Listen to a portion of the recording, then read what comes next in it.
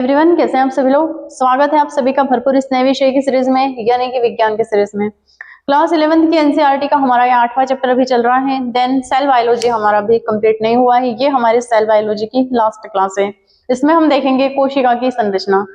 सबसे पहले हमने देखा है कि कोशिका जीवन की इकाई क्या होती है, फिर हमने कोशिका के प्रकार देखा है, उसके बाद हमने कोशिका सिद्धांत देखा है, कोशिका सिद्धांत के बाद कोशिका के प्रकार देखे हैं, उसके बाद हमने कोशिका की मॉर्फोलॉजी को देखा है। आज हम देखेंगे इस 5वें लेक्चर में कि कोशिका की संरचना क्यों महत्वपूर्ण है, क्यों इंपॉर्टेंट है।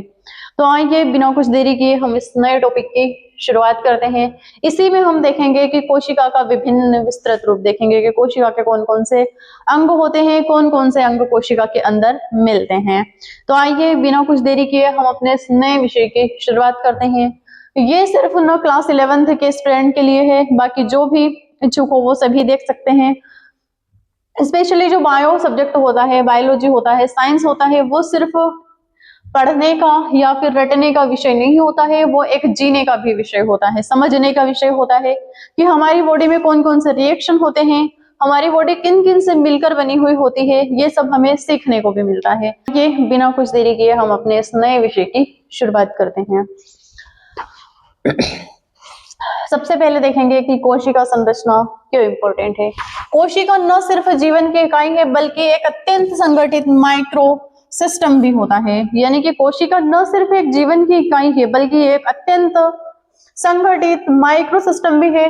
हर कोशिका के अंदर कई सूक्ष्म अंग ऑर्गेन सेल होते हैं।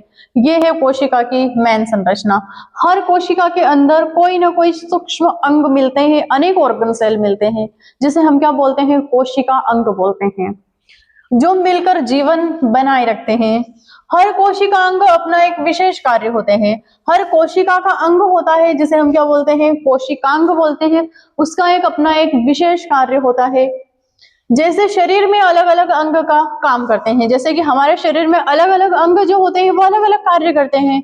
हमारे हाथ है वो लिखने और ग्रह कार्य करने में काम करते हैं, यानी कि उनके लिए विशेष होते हैं। पैर चलने दौड़ने के लिए जाने जाते हैं। हमारे कान सुनने के लिए होते हैं। यानी कि हमारे शरीर के जितने भी अंग होते हैं वो सभी अलग अलग कार्य करते हैं। उसी प्रकार कोशिका में भी जो अंग होते हैं वो अलग अलग कार्य करते हैं। देखते हैं कौन कौन से अंग मिलते हैं हमारी कोशिका में।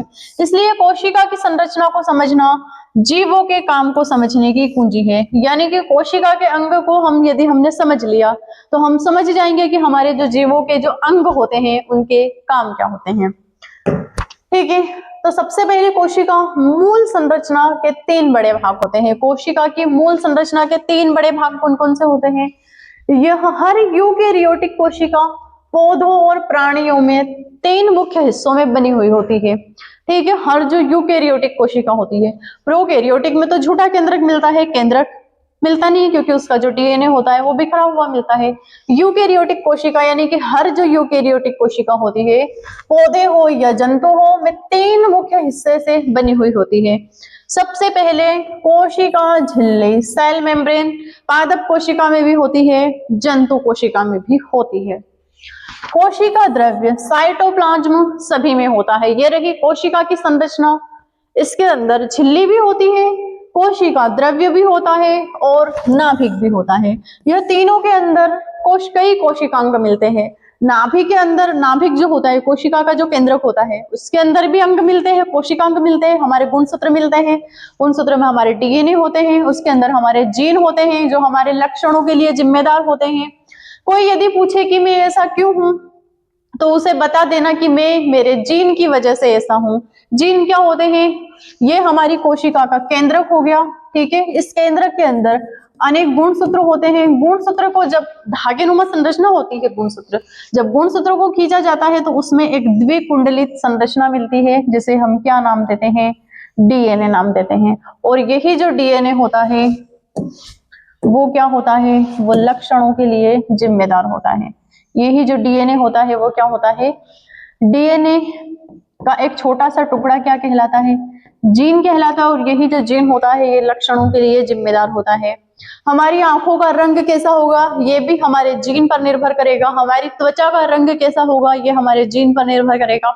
हमारे बालों की लंबाई, हमारे बालों का शेप कैसा होगा, हमारे बालों का कलर कैसा होगा, ये सब किस पर निर्भर करता है, हमारे जीन पर निर्भर करता है। हमारी लंबाई कितनी होगी वो भी हमारे जीन पर निर्भर करता है। ठीक है, तो ये कोशिकांग मिलकर मुख्य भूमिका निभाते हैं। इन तीनों के अंदर कई कोशिकांग होते हैं। कौन कौन से? सबसे पहले तो कोशिका झिल्ली, फिर कोशिका द्रव्य, फिर नाभिक। सबसे पहले हम कोशिका झिल्ली देखेंगे कि इसकी संरचना कैसी होती है। दोहरी लिपिड परत होती है, यानी कि फोस्फोलिपिड बाइलेयर होती है। ठीक है, ये जो कोशिका झिल्ली होती है ये दोहरी लिपिड की परत होती है। बीच में प्रोटीन होता है, यानी कि फ्यूड मसल मॉडल, यानी कि सिंगर और नाइकोल सिलर होता है। ठीक है, फिर आता है हमारा कोलेस्ट्रॉल, लचीलापन बढ़ाता है प्राणियों में अधिक। यानी कि ये जो कोशिका झिल्ली होती है ये लिपिड की बनी हुई होती है, वसा की और प्रोटीन की बनी हुई होती है। ठीक है, दोहरी लिपिड परत मिलती है, बीच में क्या होता है इसमें प्रोटीन मिलता है और कोलेस्ट्रॉल मिलता है। कोलेस्ट्रॉल क्यों? लचीलापन बढ़ाता है। उसके बाद जो गुण होते हैं वो क्या होते हैं कोशिका झिल्ली के? चयनात्मक पारगम्यता, यानी कि सिलेक्टिविटी, पेरा मेम्ब्रेन होती है। पारगम्यता का मतलब यानी कि पर मेम्ब्रेन होती है, इसमें एक बाहरी पर मेम्ब्रेन भी होती है, एक और झिल्ली मिलती है। ठीक है, diffusion, osmosis, active transport, endocytosis और एक्सोसाइटोसिस, ये इतनी झिल्लियां मिलती है। कौन कौन सी? एक तो डिफ्यूजन के लिए यानी कि विभाजन के लिए, दूसरा ऑस्मोसिस के लिए, फिर एक्टिव ट्रांसपोर्ट के लिए, फिर एंडोसाइटिस के लिए भी मिलती है और एक्सोसाइटिस के लिए भी मिलती है। इसका महत्व क्या होता है कोशिका झिल्ली का? कि कोशिका और बाहरी वातावरण के बीच सीमा बनाती है। ये जो कोशिका झिल्ली क्या करती है, इस कोशिका को नुकसान न पहुंचे इसलिए वो एक सीमा बनाती है, बाहरी वातावरण के बीच और कोशिका के बीच एक सीमा बना देती है। पदार्थों का आवागमन नियंत्रित करती है, यानी कि जो भी इस कोशिका झिल्ली के अंदर पदार्थ होते हैं वो बाहर न तो निकलने देती है और न बाहर से किसी पदार्थ को कोशिका के अंदर आने देती है, इसलिए ये कोशिका झिल्ली की महत्व होता है। कोशिकीय संरचना यानी कि सेल सिग्नलिंग का मुख्य केंद्रक होता है। ये जो होती है ये कोशिकीय संचार का मुख्य केंद्रक होता है, यानी कि ये कोशिका का एक बॉडीगार्ड होता है। ठीक है, फिर आता है हमारा साइटोप्लाज्म, कोशिका द्रव्य। ये जितने भी अंग होते हैं ये यहां से यहां तक एक लिक्विड फॉर्म में है, ये लिक्विड है, द्रव है। इस द्रव के अंदर सारे जो अंग होते हैं वो तैरते हैं। ठीक है, जेली जैसी सामग्री होती है जिसे हम क्या बोलते हैं? साइटोसोल बोलते हैं। साइटोप्लाज्म क्यों? साइटो यानी कि कोशिका होती है, प्लाज्म यानी कि जेली जैसा एक पदार्थ होता है जो ना तो ठोस है और न ही द्रव है। ठीक है, दोनों का मिला जुला एक मिक्सचर होता है। सभी कोशिकांग इसमें तैरते हैं। कोशिकांग में यानी कि कोशिका के जितने भी अंग होते हैं वो सब इस साइटोप्लाज्म के अंदर तैरते हैं। ठीक है, चयापचय यानी कि जो मेटाबॉलिज्म का मुख्य स्तर होता है, इसमें मेटाबॉलिज्म का इसमें मुख्य स्तर होता है, यानी कि जहां जितना भी मेटाबॉलिज्म हमारे रिएक्शन, जितने भी केमिकल रिएक्शन होते हैं वो सब इस साइटोप्लाज्म के अंदर होते हैं। इसके बाद एंजाइम रिच एनवायरमेंट, यानी कि जितना भी एंजाइम होता है वो भी इस साइटोप्लाज्म के अंदर होता है। ठीक है, फिर आया है हमारा नाभिक। कि नाभिक क्या होता है? कोशिका का कंट्रोल सेंटर। ये नाभिक क्या करता है? कोशिका का कंट्रोल सेंटर है, ये विभाजन से कोशिका को बचाता है, नियंत्रित करता है। पौधों व प्राणियों में सबसे बड़ा कोशिकांग होता है। ये जो कोशिकांग होता है ये पौधे और जंतु कोशिका में दोनों में होता है और सबसे बड़ा कोशिकांग होता है। ये वाली संरचना यहाँ पर जूम करके दिखाई गई है, ये रहा हमारा नाभिक। संरचना और कार्य देखते हैं। दोहरी नाभिक झिल्ली क्या होती है? डीएनए का भंडार होती है। जहां पर भी दोहरी नाभिक झिल्ली मिलती है वहां पर क्या होता है? डीएनए मिलता है। न्यूक्लियर पोर्स जहां पर मिलता है उसमें क्या होता है? गुणसूत्रों का निर्माण होता है। हमारे जो क्रोमोसोम होते हैं वो क्या करते हैं? गुणसूत्रों का निर्माण करते हैं। इसके बाद न्यूक्लियोप्लाज्म कोशिका विभाजन को नियंत्रित करते हैं। न्यूक्लियोप्लाज्म जो होते हैं वो कोशिका विभाजन का नियंत्रण करते हैं। इसके बाद न्यूक्लियोस यानी कि राइबोसोम बनाता है, प्रोटीन संश्लेषण को निर्देश देता है एमआरएनए की सहायता से। क्रोमेशन यानी कि डीएनए प्लस प्रोटीन का निर्माण करता है। ये इतनी जो संरचनाएं होती है वो किसमें मिलती है? नाभिक के अंदर मिलती है, यानी कि कोशिका का जो केंद्रक होता है, न्यूक्लियस होता है, उसके अंदर मिलती है और यही कोशिका का कंट्रोल सेंटर होता है। ठीक है, इसके बाद कोशिकांग देखते हैं हम, यानी कि ऑर्गेन सेल। संरचना क्या होती है? दोहरी झिल्ली मिलती है इसमें, इनर मेम्ब्रेन क्राइस्ट की बनी हुई होती है, मैट्रिक्स, एंजाइम प्लस डीएनए और राइबोसोम इसके अंदर मिलते हैं। ठीक है, कोशिका अंदर यानी कि माइटोकॉन्ड्रिया कोशिका का पावर हाउस। इसमें क्या क्या होता है? दोहरी झिल्ली होती है, इनर मेम्ब्रेन क्रिस्टल्स की बनी हुई होती है, ठीक है, क्रिस्ट की बनी हुई होती है, और मैट्रिक्स, उसमें क्या होता है? एंजाइम, डीएनए प्लस राइबोसोम बनते हैं। इसे क्या बोलते हैं? कोशिका का पावर हाउस। कार्य क्या होता है? माइटोकॉन्ड्रिया के एटीपी का उत्पादन करता है, ऊर्जा का दहन करता है। रेस्पिरेशन का मुख्य स्थल होता है, जहां रेस्पिरेशन कहाँ होता है? इसी माइटोकॉन्ड्रिया के अंदर होता है। मेटाबॉलिक एक्टिविटी किसमें होती है? माइटोकॉन्ड्रिया के अंदर होती है। एक बार और माइटोकॉन्ड्रिया को देख लेते हैं कि दोहरी झिल्ली होती है, एंजाइम, डीएनए प्लस राइबोसोम का निर्माण होता है। कार्य क्या होते हैं इसके? एटीपी का उत्पादन करता है। रेस्पिरेशन की सबसे खास जगह भी यहीं पर होती है। मेटाबॉलिक रिएक्शन यानी कि मेटाबॉलिक एक्टिविटी भी यहीं होती है। उसके बाद प्लास्टिड केवल पौधों में होता है। क्लोरोप्लास्ट, पत्तियों का रंग हरा किस वजह से होता है? इसी क्लोरोप्लास्ट की वजह से। ग्रानास्टोर्मा, ये क्या होती है? ये भी कोशिका के अंग होते हैं। क्लोरोफिल और प्रकाश संश्लेषण, ये तीनों क्या करते हैं? प्रकाश संश्लेषण का कार्य करते हैं। क्रोमोप्लास्ट क्या होता है? रंगीन पिगमेंट, फलों में नारंगी और लाल कलर दिखना, ये क्या होता है? क्रोमोप्लास्ट की वजह से हमें दिखाई देता है फलों में नारंगी और लाल रंग। फिर आता है हमारा ल्यूकोप्लास्ट, ये भी 3 प्रकार का होता है। क्लोरोप्लास्ट हरा रंग, फिर आता है हमारा क्रोमोप्लास्ट नारंगी और लाल रंग के लिए जिम्मेदार। ल्यूकोप्लास्ट भंडारण का, प्लास्टिड का भंडारण होता है यहाँ पर। एमिलोप्लास्ट स्टार्च का भंडारण करता है। एलियोप्लास्ट तेल यानी कि फैट का भंडारण करता है, वसा का भंडारण करता है। और प्रोटीनोप्लास्ट प्रोटीन का भंडारण करता है। ये स्ट्रक्चर किसमें मिलते हैं? पौधों की कोशिकाओं में, पादप सेल में मिलते हैं। ठीक है, फिर आता है हमारा एंडोप्लाज्मिक रेटिकुलम, ये क्या होता है? ER, endoplasmic reticulum. रफ क्या होता है इसमें? ERR, यानी कि एंडोप्लाज्मिक रेटिकुलम, राइबोसोम लगे हुए होते हैं इसमें। ठीक है, एंडोप्लाज्मिक रेटिकुलम में राइबोसोम लगे हुए थे, इसे क्या बोलते हैं? अंतःप्रद्रवी जालिका भी बोलते हैं।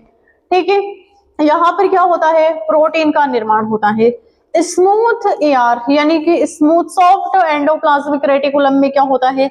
लिपिड संश्लेषण होता है, यहाँ पर वसा का संश्लेषण होता है। डिटॉक्सिफिकेशन यानी कि जो जितना भी डिटॉक्स होता है वो यहीं से निकलता है हमारे सेल का। फिर स्टीरॉयड हार्मोन इसके अंदर बनते हैं। ये जो अंतःप्रद्रव्य जालिका होती है हमारे सेल में, हमारे जो हार्मोन होते हैं वो नलिका विहीन होते हैं, लेकिन इससे स्मूथ एंडोप्लाज्मिक रेटिकुलम भी यहीं पर बनते हैं। राइबोसोम यानी कि प्रोटीन भी यहीं पर होता है। रफ एंडोप्लाज्मिक रेटिकुलम वो भी यहीं पर बनता है इसके अंदर। जो स्टेरॉइड हार्मोन होते हैं वो भी इसी के अंदर ही रहते हैं। फिर है हमारा गोल्जी एपरेटस यानी कि पैकेजिंग ऑफ सेंटर। संरचना क्या होती है गोल्जी बॉडी की? फ्लैटनेट सेल्स यानी कि स्टेनर होती है। फिर कार्य क्या होते हैं? प्रोटीन मॉडिफिकेशन, ये प्रोटीन का मॉडिफिकेशन करता है। उसके बाद वेसल फॉर्मेशन करता है। हार्मोन का सिक्रीशन भी किसमें होता है? गोल्जी बॉडी में होता है। लाइसोसोम फॉर्मेशन भी किसमें होता है? गोल्जी बॉडी में होता है। इसके बाद राइबोसोम प्रोटीन की फैक्ट्री कहा जाता है, जिसे ये रहा राइबोसोम, यहाँ पर क्या बनता है? प्रोटीन का निर्माण होता है। नॉन मेम्ब्रेन बाउंडिंग होती है। 70S प्रोकैरियोटिक कोशिका में मिलते हैं, 80S किस में मिलते हैं? यूकैरियोटिक कोशिका में। यूकैरियोटिक कोशिका एक बहुकोशिकीय जीव में आती है, इसलिए उसमें जो राइबोसोम होते हैं वो ज्यादा होते हैं। प्रोटीन सिंथेसिस का मुख्य स्थल होता है, यानी कि इसी संरचना में यही जो कोशिका अंग होता है राइबोसोम, इसमें प्रोटीन का अत्यधिक निर्माण होता है। फिर रहता है हमारा lysosome digestive bag of cell, यानी कि हाइड्रोक्लोरिक एंजाइम भी यहीं पर बनते हैं लाइसोसोम में। ऑटोफेजी प्रक्रिया भी यहीं पर होती है। ओल्ड सेल पार्ट्स को नष्ट करना, यानी कि जो पुरानी मृत कोशिकाएं होती है उसको लाइसोसोम पचा लेता है, इसलिए उसे डाइजेस्टिव बैग भी कहा जाता है। वैक्यूल क्या होता है, पौधों में मिलता है, बड़ा केंद्रीय वैक्यूल मिलता है पौधों में। टीनोप्लास्ट इसकी झिल्ली होती है पौधों में। जल युक्त टर्गिडिटी होती है, ठीक है, टर्जिटी भी इसमें मिलती है, यानी कि जल युक्त एक थैली मिलती है। प्राणियों में क्या होते हैं, छोटे वैक्यूल होते हैं, एक्सक्रीजन और स्टोरेज के लिए जिम्मेदार होते हैं। इसके बाद है हमारा साइटोस्केलेटल, ये क्या करता है, ये कोशिका को गति प्रदान करता है, कोशिका को आकार और गति प्रदान के लिए साइटोस्केलेटल दिया गया है। माइक्रोट्यूब्यूल भी होता है, माइक्रोफिलामेंट भी होता है। माइक्रोट्यूब्यूल क्या होता है, कोशिका को आकार देता है। माइक्रोफिलामेंट कोशिका को गति प्रदान करता है। इंटरमोडिफाई फिलामेंट, यानी कि कोशिका का अंदर ही अंदर मॉडिफाई करता है और गति प्रदान करता है। कार्य क्या होते हैं इसके, कोशिका को आकार देना, आंतरिक गति करना, ऑर्गन सेल ट्रांसपोर्ट करना होता है।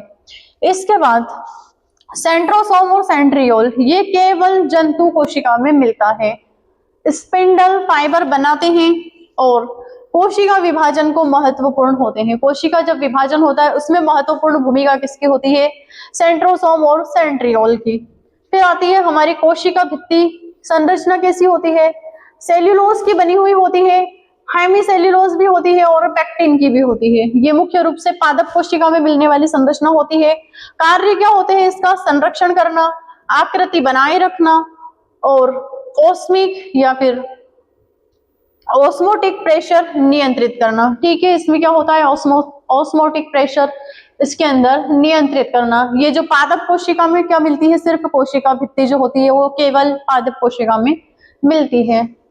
अब प्रोकैरियोटिक और यूकैरियोटिक कोशिका में हम मुख्य अंतर देख लेते हैं कि इनमें मुख्य अंतर क्या क्या होते हैं। सबसे पहले इनकी विशेषताएं देखते हैं कि नाभिक किसमें होता है, केवल यूकैरियोटिक कोशिका में सच्चा नाभिक होता है, प्रोकैरियोटिक में नहीं होता है। डीएनए किसमें होता है, इसमें वृत्ताकार होता है, इसमें हिस्टोन प्रोटीन के साथ मिलता है। कोशिकांग इसमें सीमित होते हैं, इसमें अधिक और झिल्ली युक्त कोशिकांग मिलते हैं। आकार कैसा होता है, इसका छोटा होता है और इसका बड़ा होता है, ठीक है। तो ये हो गए प्रोकैरियोटिक और यूकैरियोटिक कोशिका में अंतर। फिर कोशिका संरचना का सारांश देख लेते हैं कि हमने अभी तक पढ़ा क्या क्या है। तो सबसे पहले हमने एक अत्यंत संगठित बहुघटक प्रणाली जिसमें 3 मुख्य अंग आते हैं, कौन कौन से, कोशिका झिल्ली आती है, फिर नाभिक आता है, कोशिकांग और साइटोस्केलेटल। कोशिकांग के अंदर ही हमने साइटोस्केलेटल को देख लिया है, ठीक है। ये मिलकर कार्य करते हैं और पूर्ण जीव को जीवित रखने में सहायता करते हैं। ये जितने भी कोशिकांग होते हैं ये हमारे पूरे जीवन की प्रक्रिया को चलाते हैं। जितने भी हमारे केमिकल रिएक्शन भी होते हैं, हमारे हार्मोन्स का निर्माण भी होता है, तो वो सब इन्हीं कोशिकाओं में ही बहता है, ठीक है। यदि ये कोशिकाएं मर जाए, ये कोशिका अंग मर जाए तो हमारा शरीर भी मर जाता है। इसके बाद हर कोशिकांग जरूरी है और अपनी भूमिका शानदार तरीके से निभाता है। हर कोशिकांग क्या होते हैं, जरूरी होते हैं और अपनी भूमिका वो शानदार तरीके से निभाते हैं। जैसे कि राइबोसोम प्रोटीन का निर्माण करते हैं, लाइसोसोम क्या होते हैं, डाइजेस्टिव बैग होते हैं, मृत कोशिकाओं को ग्रहण कर लेते हैं। तो ये देखा था हमने कोशिका संरचना। तो ये हमारा अध्याय 8 पूरी तरीके से आज कंप्लीट हो गया है। कल हम देखेंगे जैवाणु के बारे में। इतने में आप क्लास देखते रहिएगा, पढ़ते रहिएगा। बाय, गुड डे, धन्यवाद। और क्लास कैसी लगी कमेंट सेक्शन में जरूर बताएं।